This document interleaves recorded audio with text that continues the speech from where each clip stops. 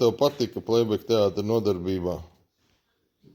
Man patika, stāsti, kad mēs runājam, stāstas fantasējām, un tas man patika, atkārtošana man patika, man nekāds uztraukums nav. Tas uztraukums parādās tikai tad, kad uziet uz publikā, uz skatuves publikā, skatās visi. Tad uztraukums sāk palikt. Kur tu gribēji uzstāties? Tad, kad ejam, tad, kad mēģinām tekstu, man nekāds uztraukums nav, kad mēģinu tekstu vienatnē vai arī ar citiem. Bet tad, kad esam teātri, izlāti kaut kādu, un tad, kad uz skatuves ejam un publika skatās, visi cilvēki skatās, tad uztraukums sāk parādīties. Un ja Es esmu pirmās grupas invalīds no dzimšanas. Man bērnības trauma bija. Man saspieda mazās smadzenītes bērnībā. Takteni.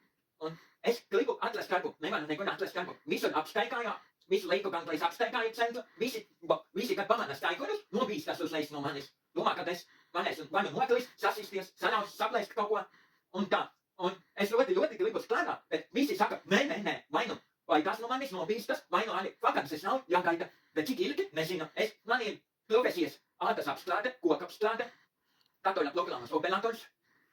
Es esmu, un tagad man iepatīkās arī pliklātīgo pasākumā. Arēnā līgā mums taisa katru pliklātīgo pasākumus, basketbola piedalība taisa, un mēs no Abejona arī tur ejam, pliklātīgi skenējam biletes, dodam kuponus, karam kuponus citiem, tanam arī tos tur frapeļus, kuri sit uz rokām un taisa skanu, un man iepatīkās pilesu skenētājs, un es gribu arī pilesu skenētājs arī kaut kur atrast, bet darbu nevaru nekur atrast, vai no arī par pleksu skidotāju, pleksu līmētāju, bet darbu tiemžēl nevaru atrast nekur. Man nācās arī otrdien uzaicināt uz kopienas centru vienu cilvēku, Niklāvu Glaveli.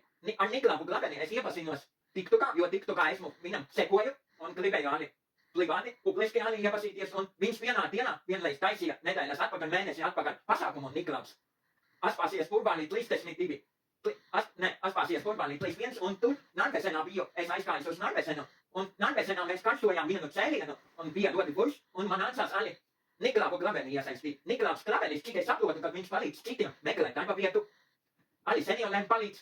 Viņš palīdz arī nopirkt citiem pārtiku un tādas lietas palīdz. Un man ar darba meklējumiem nekas nesanāk. Man vajadzēja tad iesaistīt citu cilvēku Niklāvu, lai Niklāvs atbrauc uz kopienas centru, uztaisījām videoklipu, un tas videoklips kaut kad tuvākā laikā, nezinu, kurā laikā būs arī. Man tikai fotografija ir TikTokā, Facebookā, Instagramā un Legramā arī vienreiz es uztaisīju ar to. Bet videoklipu es skaitu, videoklips būs.